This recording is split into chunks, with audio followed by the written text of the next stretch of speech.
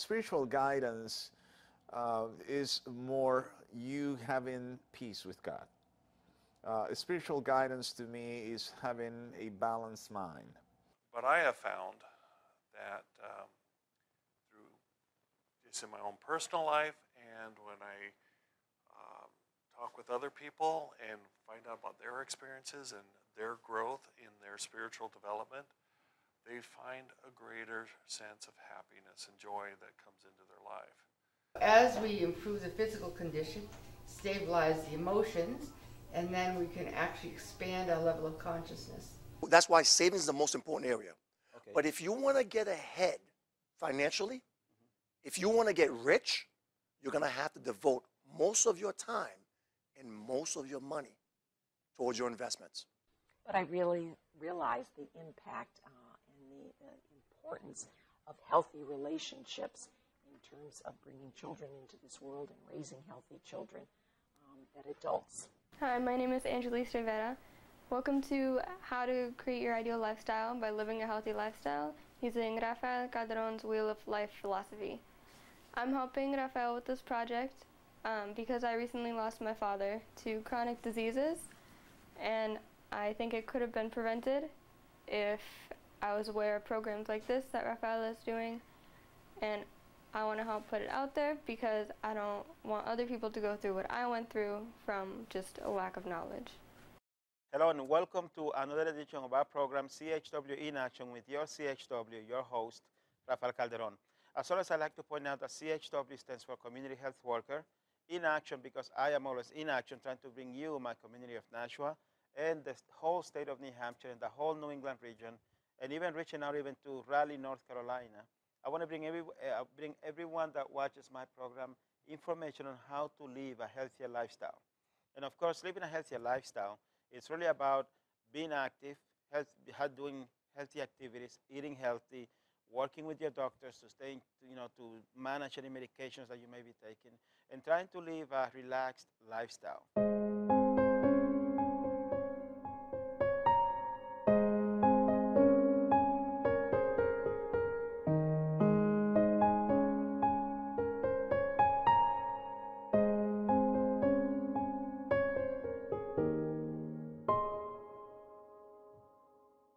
In this movie, I am going to tell you how to create your ideal lifestyle by living a healthier lifestyle. And I know that you may be wondering, well, why should I listen to you? And in reality, why you should listen to me is because my life wasn't always ideal.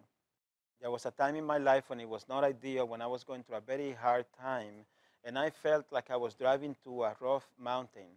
It was a lonely, scary, cold place, and I really didn't know if I was going to make it through to the end of that road. But I kept driving forward until I made it to where I wanted to be. I was in Meriden, Connecticut. I was alone in my apartment. I didn't know anybody. I had just been laid off from my job. I had an older vehicle that was not reliable that died on me. Okay? I was too embarrassed to tell my family, call my family for help, because I knew what they were going to say. We told you so. And I didn't want to hear that, right? So I was basically all alone, and I felt powerless. And I found something within me that told me, you deserve better, you can do better, but you cannot do this alone. You need some help. Who do you think can help you? And believe it or not, first thing that came to my mind was the Bible. So I went to the Bible, I read Psalm 91, and I started to pray. And I was praying with so much passion because I was in so much pain. And that day, I don't remember falling asleep. What I do remember is that I woke up kneeling in front of my bed and having all these flashes, all these like visions. It was sort of like visions of what my life used to be in these important areas of my life. And then I remember that I used to be a life coach, and I said, you know what? When I used to life coach people, I used this tool called the Wheel of Life. So how about I create a Wheel of Life philosophy based on my personal experiences, and I call it Rafael Calderon's Wheel of Life philosophy, and I offer it to people that are lost just like me.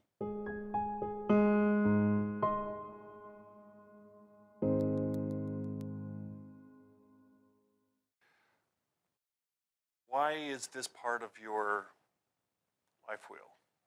Okay, why is the spirituality needed in this thing? And I think that's something that I don't know if we've necessarily have spoken of this before in the past, but I have found that through just in my own personal life and when I talk with other people and find out about their experiences and their growth in their spiritual development, they find a greater sense of happiness and joy that comes into their life.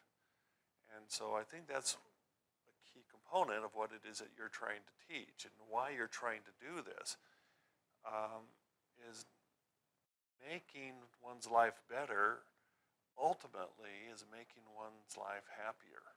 Exactly. And so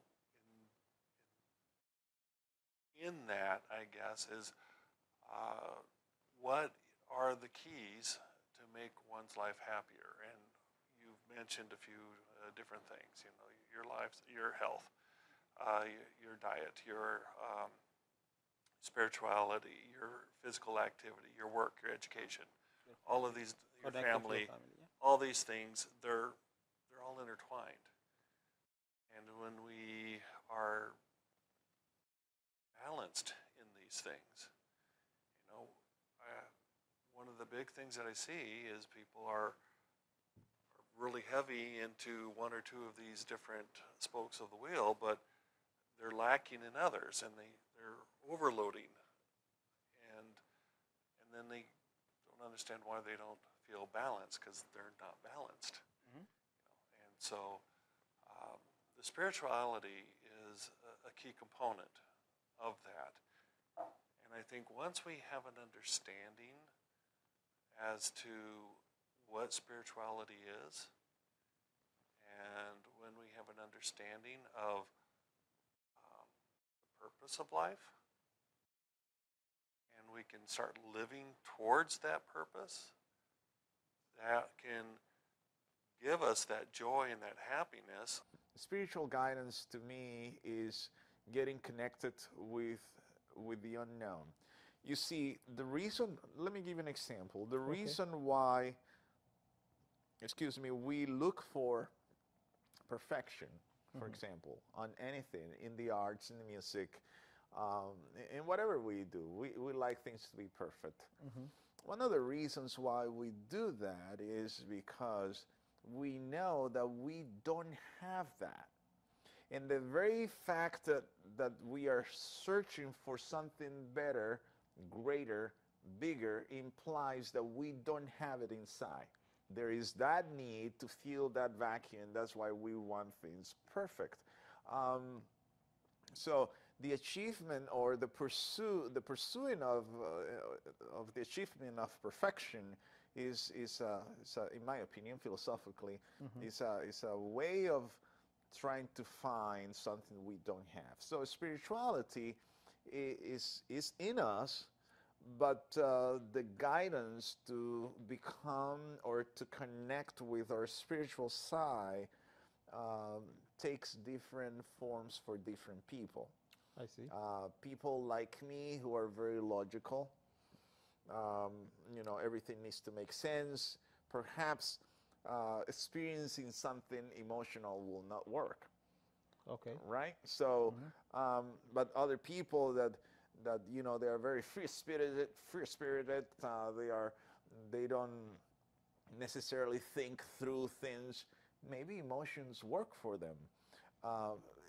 But regardless which path we take, this guidance should always lead you to have a balanced mind. There's a difference between joy and happiness. Yes, there is. Okay, and in the midst of terrible things that might be occurring, you know, everyone's going to experience unhappy times in their life. It's just inevitable. We can't escape it. But we can still go through unhappy times and still have joy.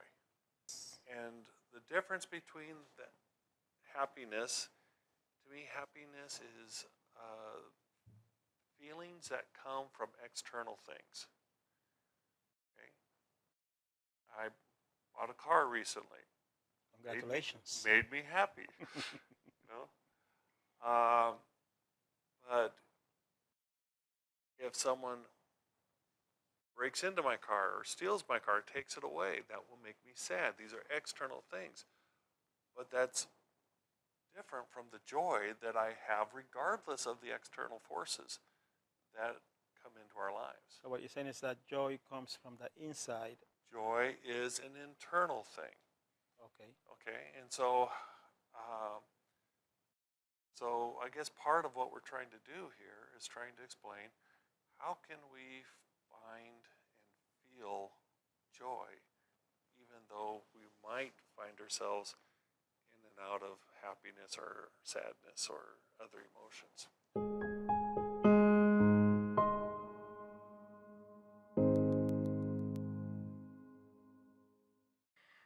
I'm Vanessa, and like I said, I'm here to promote Body and Brain because they have changed my life. I'm not getting paid for this. I'm doing this at the bottom of my heart because I really appreciate them, and I want people to start feeling what I'm feeling, which my life has changed so much. I'm so much relaxed. I'm happier now. I cope with my anxiety, and there's just so much wonderful things that I want to share with the world.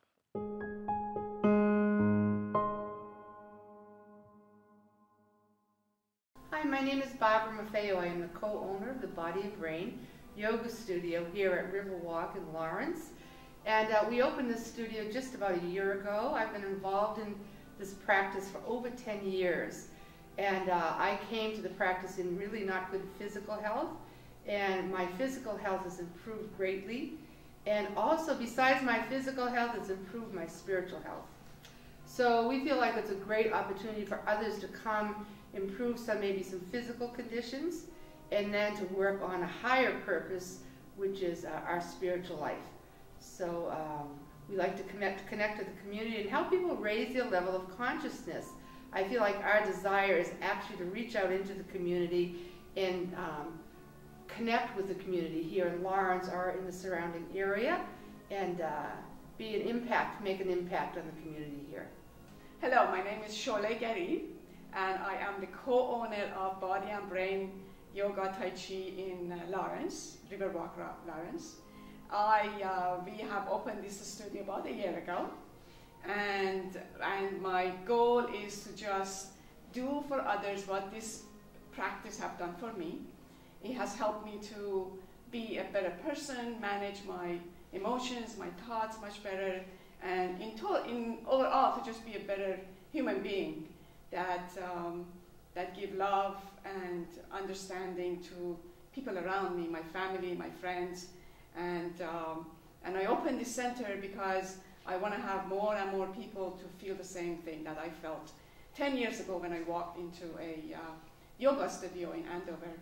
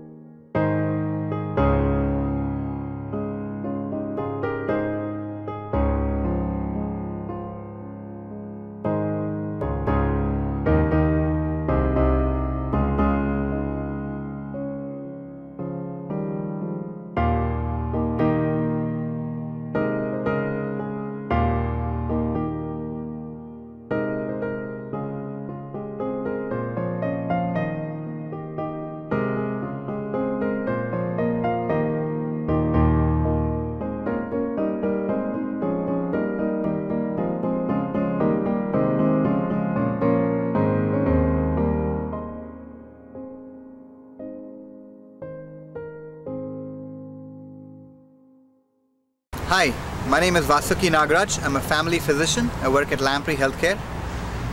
Raphael asked me about healthy lifestyle and why it is important to see a doctor for a healthy lifestyle. A lot of times people are young, healthy, they exercise regularly, they eat well, they think, why is it important for me to come see a doctor? So many a time when you come to the doctor's visits, people get their blood pressure checked, you get your pulse checked, you also get some screening tests to check for diabetes, your cholesterol, and so on. So many of these things, hypertension, diabetes, high cholesterol, these are all silent diseases. people don't feel anything different with themselves until it often is too late.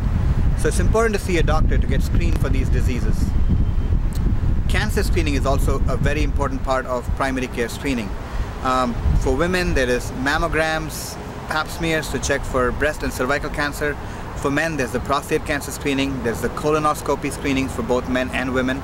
So even though you're healthy and fit and active, do come see a doctor at least once a year. Another point that I would like to emphasize is people exercise a lot, people run, people play sports. You might have a lot of aches and pains in joints such as your ankle, your shoulder, your hip. It's good to come and converse these with your doctors to see if you're doing everything right, if you have the right technique, if you have a small nerve impingement somewhere, if there's a reason your rotator cuff is not strong enough. All these things are things that you can come and have clarified by your doctor. So I encourage everybody to continue to have a very healthy lifestyle, eat well, exercise well, do things that are good for both your mind and your body, and then come see a doctor once a year. Hello, welcome to our cooking session. As I have mentioned before in my other programs, when I teach these diabetes self-management classes, we have a section in which we have the class, prepare a class for someone with diabetes. So today, I have the privilege to have Devon Pratt here, and she's going to prepare a salad for us that's good for someone that has diabetes. So Devon, how are you? I'm very well. How are you? Okay, I'm great, thank you. Right, so what are we doing? What are we cooking? So I'm going to make for you a quinoa bean salad. And this is kind of special because although it doesn't have any meat, and you could certainly add some if that's your preference, you could add chicken, steak, whatever you kind of prefer. I'm glad, because when I hear about salads, the first thing I think is I need my proteins, I need my meat. Mm-hmm. So that's the cool thing about this salad actually is that this contains quinoa, which has a complete protein. So it has all 9 amino acids. It's actually, a great protein. The beans also have protein. The completion of this dish in just a cup, it's going to have 15 grams of protein. And once I'm done, I think you'll agree that maybe a cup won't be enough. So okay, all hopefully. Right. All right. So I'm going to start with some quinoa. Okay. And all I did with this is pre-cooked. All I did with this is boil this for about 15 minutes. Okay. And you can certainly use water. I chose to use vegetable stock because it adds a bit of flavor. And these seeds, they're actually seeds, they soak it up. So it just adds that next level of flavor. Interesting. And this is something that we can prepare for someone that has diabetes? Yes. Okay. So one of the huge things with diabetes is obviously keeping that sugar balanced. And you want kind of a constant level of, your sugar. Mm-hmm. A lot of the concern is carbs. Okay. So these beans, I'm using garbanzo beans and black beans today. Okay. And the reason that these are great is because although they're carbs, they are the kind of carbs that break down very steadily and slowly. So they're going to supply you with a very slow, steady release instead of a simple carb like table sugar. Okay. Which dumps into your system all at once and triggers that reaction from your pancreas. Right. So I'm going to go ahead and add the garbanzo beans. Okay. And some black beans. One of the things I focus on when I'm cooking, very important to me, is color. Color. Okay. I want some of everything. We eat with our eyes first. That is true. So this is just some diced onion. Okay. I use sweet here, but you could certainly use whatever you would like. Okay. Red would be pretty. Red onion would be pretty in here. Do you often prepare meals for people with diabetes or for anyone with a chronic disease or in general? Actually, part of what got me into this, and we'll chat about that, a lot of this pertains to any inflammatory condition. Okay. So that's about 95% of the conditions that people have health-wise. Inflammation in the body, chronic inflammation in the body, mm-hmm. is it's a bugger. It'll get you and it'll cause some serious problems. So this would be great for that.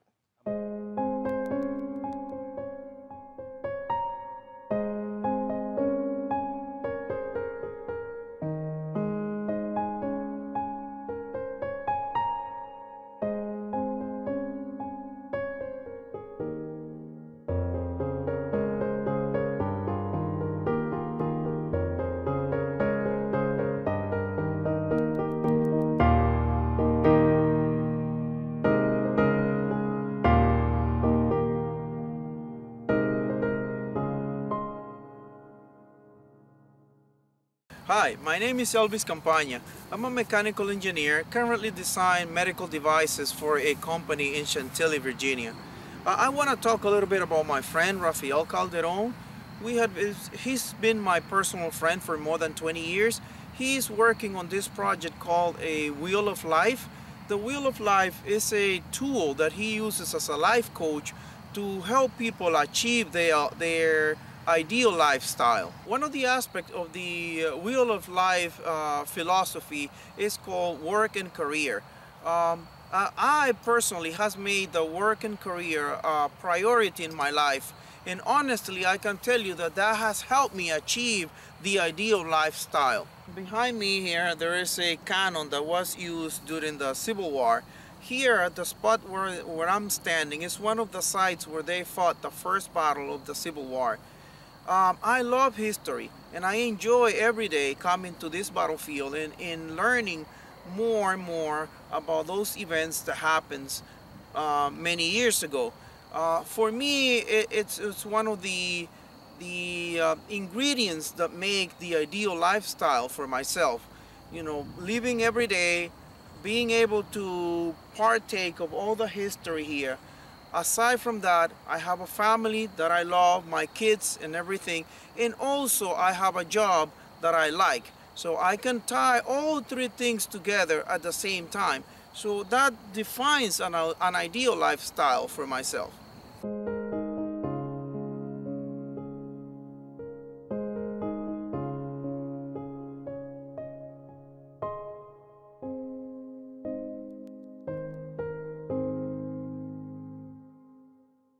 Thank you to the new love in my life.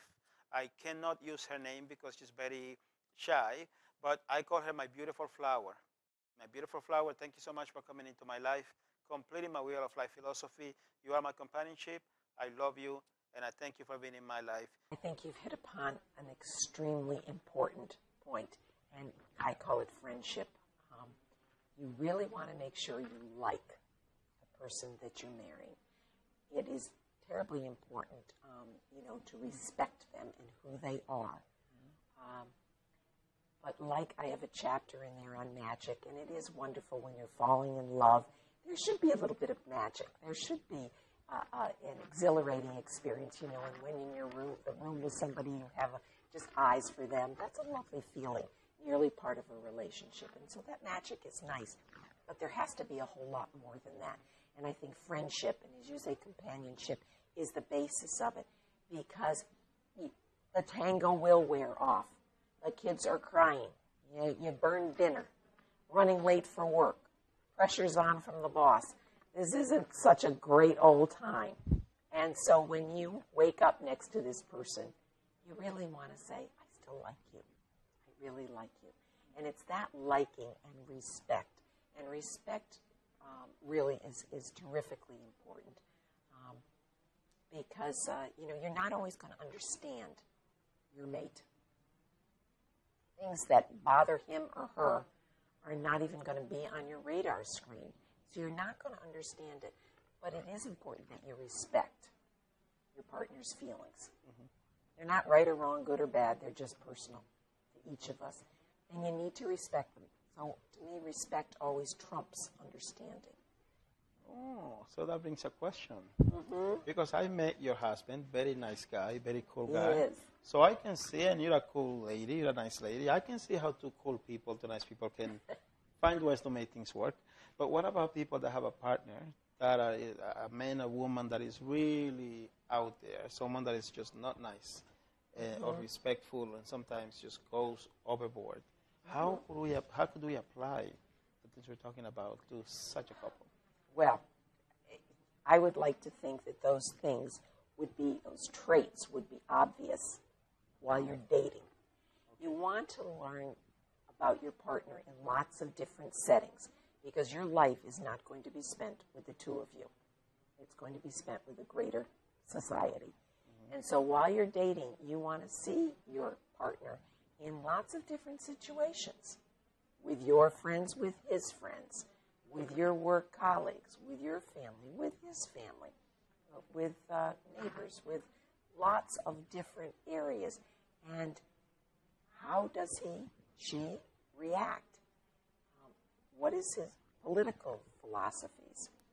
What are the views that they hold? How do they treat people less privileged, less educated than they are? Being an observer is really going to be important. And those are the things to me that can be deal breakers. You can have different races, religion, and have wonderful marriages. But if your values and respect and kind of humanity isn't on the same page, that's probably going to catch up with you real fast.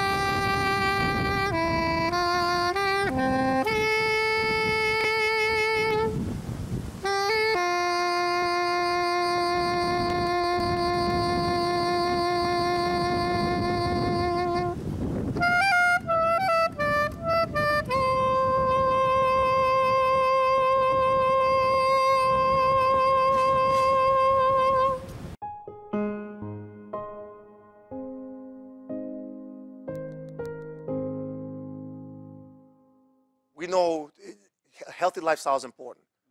But see, you got to create the ideal lifestyle. We talked about that many times. But the number one thing is we have to have this discipline. To summarize it, we have to have the financial discipline, and we got to understand how money works. Okay, the key is you can't become the bank overnight. You got to start somewhere. A lot of people want instant gratification. They want to be a millionaire at a snap of a finger. It doesn't happen this way. It starts by putting very little away. If you work 5 days a week, is it important to take 10 cents for every dollar you earn that day and put it away? That's only, we're talking $10 for the average people. If you earn $1, you're taking 10 cents, $10 a day, and put it away for your future and put it in that tank of money that you can become your own bank. $10 a day is $50 a week. $50 a week is approximately $200 a month. Some months it's a little bit more, but we'll say at least $200 a month. You start there, because then I've never met somebody who's stressed when their account is going up. But I've met a lot of people that is stressed when their account is going down to zero. What causes stress? Lack of access to money. Lack of access causes stress. And then to relieve that stress, you got to become your own bank. We will teach you, not just with schools, not just with your mortgage, and not just with major purchases like buying your car, which is a very big thing that we have to spend money on over and over and over again. In the Circle of Wealth, we show people how to recapture the money they're losing from the purchase and what we call opportunity costs. Opportunity cost is if money had stayed in your pocket, it's the interest you could have earned on it over time. I see. That's opportunity cost. So whenever the money's not in your pocket, they're in somebody else's pocket. Either the landlord, the bank, the government, the colleges, all those institutions, they're making money on your money. They're making 7% on it or more.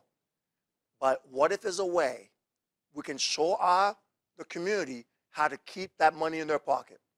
Nice. But the key to have that, you must put money away to become your own bank. And you use what we call collateral capacity. Okay. Collateral capacity, it means you're using your money as collateral. You're borrowing against your own money. You're not borrowing from it. You're borrowing against it. If you're broke, they don't want to give you money. But they will give you money if you have money. We have a certain system we call the private reserve strategy. You can look it up. Private reserve strategy allows you to use your own money as collateral and never drain the tank. You never use your own money. You use what you call OPM. You know what OPM stands for? Other people's money. Other people's money, that's right. Use other people's money. Rich people don't use their own money. They use other people's money. The Donald Trumps of this world, the Bill Gates of this world, all the rich people, they use other people's money. So why shouldn't the middle class and the lower middle class use the same system? We can.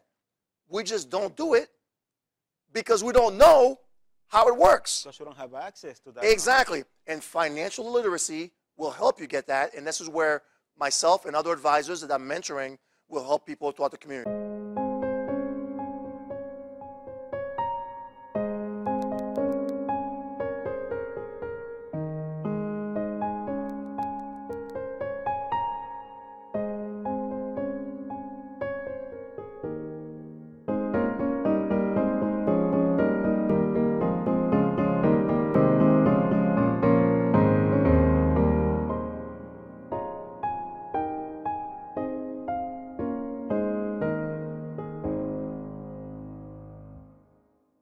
Right, I'm Diana. I'm Talia.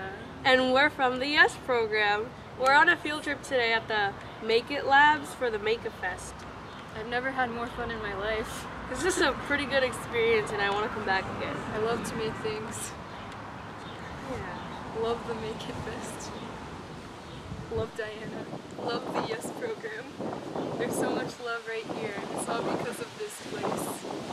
Many years ago, I started a youth program. I called it Quisqueya's Youth Enlightened Success. In short, YES. The Q is silent. So it's supposed to be QYES. So you don't mention the Q. But it's all about preparing the youth to have a good life. So what I do in the program is I teach you guys, you ladies, how to set goals, how to achieve goals, how to learn life skills that can help you have a nice teenage years, and then be nice and competitive and competent and successful young adults and then grow up to be adults, happy, successful, and have any life that you want. We joined the YES program because I need to go to college. I don't want to. and we need to get ready for college And get rich. and learn how to manage money, be successful. Get a lot of money. That's rich. For the fourth time in the video. It's never gonna just get out. Alright, okay. Let me just go to college now and move, okay? We joined the YES program because to we do well in high school and to be successful. Start over. Be prepared for college. Handle money. Be rich. Strategize your life. And actually get our high school diploma. And to have fun. And eat fried chicken on Fridays. Every Friday. day after school in the library. Fridays we having pizza, chicken, Fried chicken. Kool-Aid. Rice and beans. Pizza. having fun. Well, Come, enjoy. Have fun. You know how we do it. Spear fingers. Yeah, that was marvelous.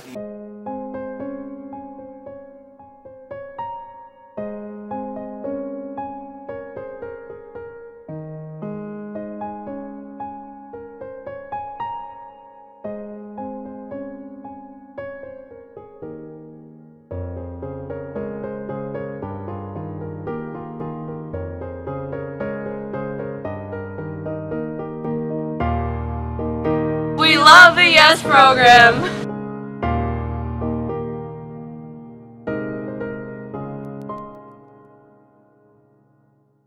I have the privilege and the honor to have my sister, my older sister Jacqueline, with us.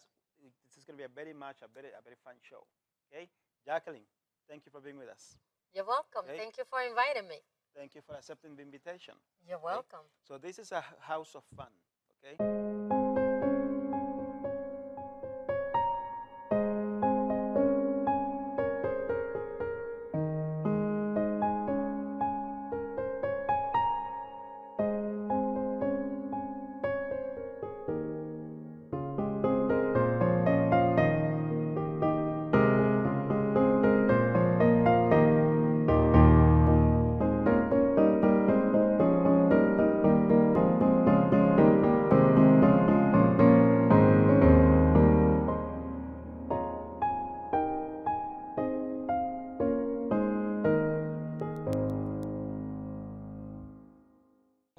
When I talk about spirituality, is something that you have, but you don't produce it. It was given to you by someone who is that perfect spiritual being, whom I personally call God. You may call it another name. You may call him, greater power, greater force, whatever name you want to use. It doesn't matter to me, right? The point is someone outside of yourself. Gotcha. So when people ask me if I am religious, I'm not, because I have this conscious awareness in my head that I am not better than you. Men and women, as mankind, we're searching for joy, but we're trying to find it through happiness. Exactly. And so we are looking for these external things that can affect us, and trying to expect that to give us this satisfaction that never seems to come. Well, it actually never does come. And it never will come. Because those things are external. They're outside. Exactly. They're outside of you. It's what's going on inside that's going to give you that joy. And to me, knowledge and your spirituality and the knowledge and the feeling of your relationship with God is what gives you joy. I agree. A spiritual person will say, look, you're a sinner, I'm also a sinner. Your sin is different than mine. Could be, but there's still a sin. The result of sin will be death, so you and I will die. Right. But I have decided to embark in this journey, recognizing that I'm a sinner. And it's a journey that gives me hope. It's a journey that strengthens my faith as I walk through it. Therefore, I will not judge you. I will not condemn you, even though I may disagree strongly with you on whatever, right? Right. But I will always have that respect for your belief system. And because I'm a spiritual person, it means spirituality that is in me was given to me. It's not something that I produce. It's something that I find because it's already in me. And the fact that I'm trying to find or achieve something perfect implies that there is someone who's perfect. So the idea of relative views or relativism, which is the basis for secularism, you know, that idea of, you know, your view is right, my view is right, as long as we don't conflict with each other, that, in my opinion, is preposterous. It creates division. It not only creates divisions, it obnubilates, it erases any concept of absolutes. And there must be some sort of constant in the universe that tells us, no, you cannot cross this line. So if we say that all truths are equally valid, then when Hitler is killing or was killing millions of people in Germany, that was the truth for him. So is that okay?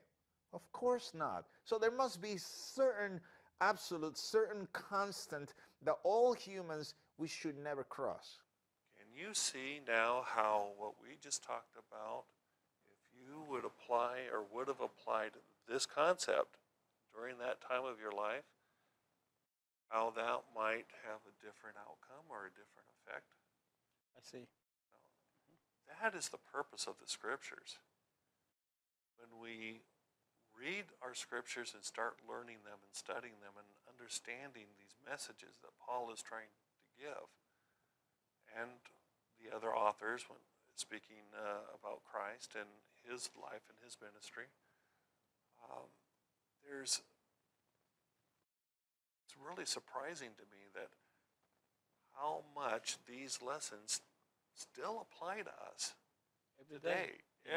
Every day, these lessons still apply to us now. And that's what's amazing. It is not a book for people of 2,000 years ago. It's a book for us today. Since we are all sinners, yes, but in my journey, I have found hope. I have found strength in my faith.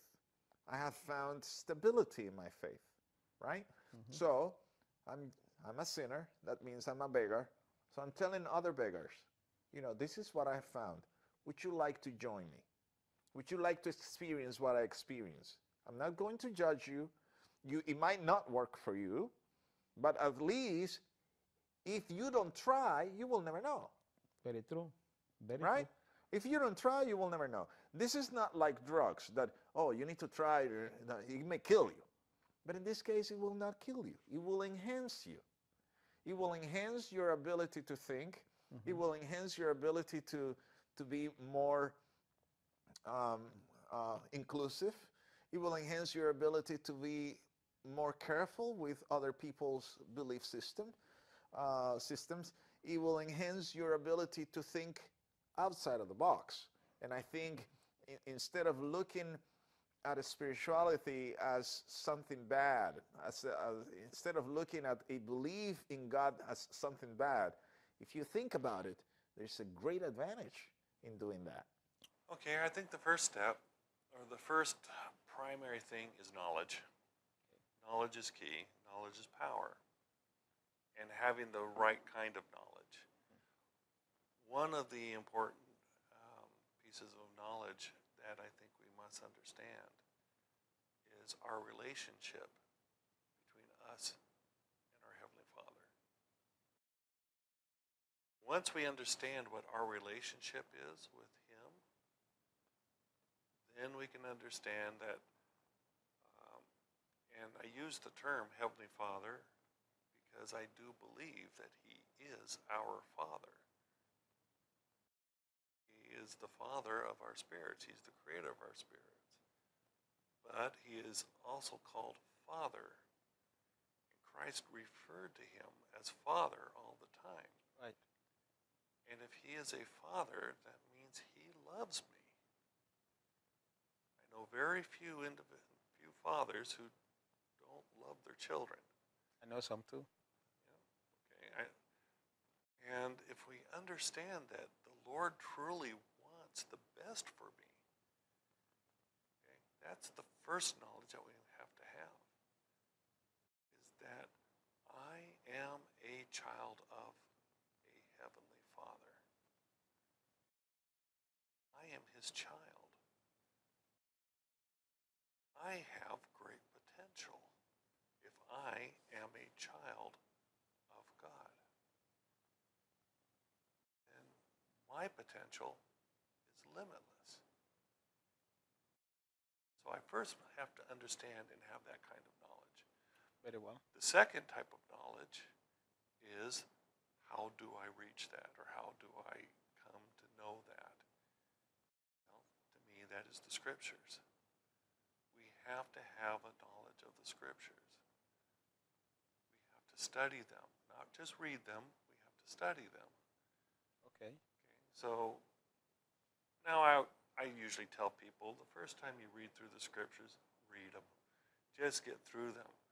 Understand what is there, what are the stories, and so on and so forth. But then read them again and again and again. Symbolically, what I see there is when Peter's eyes were fast on the Savior, he was looking to the Savior. He was able to walk on the water. Then these external things came in, the winds, the waves, and I think what happened is his eyes drifted. He stopped looking at the Savior. Precisely. So there's the symbolism that I think that goes on in life, is the storms can go on around us, but if we stay focused on the Savior, then we too can, in essence, walk on water. So the point is that my thinking is that we do have that inside. If we have that confidence, we can walk on water per se. We can do the right things. Well, the Lord has said, if you had the faith of a grain of a mustard seed, you can move mountains. I thank you so much for your time. I sincerely appreciate it. Again, my name is Rafael Calderon. I'm your CHW, community health worker. I'm here to do the best that I can to help you create your ideal lifestyle, be a living a healthy lifestyle. That is what I wish for you. As always, thank you so much. May God bless you. Good night.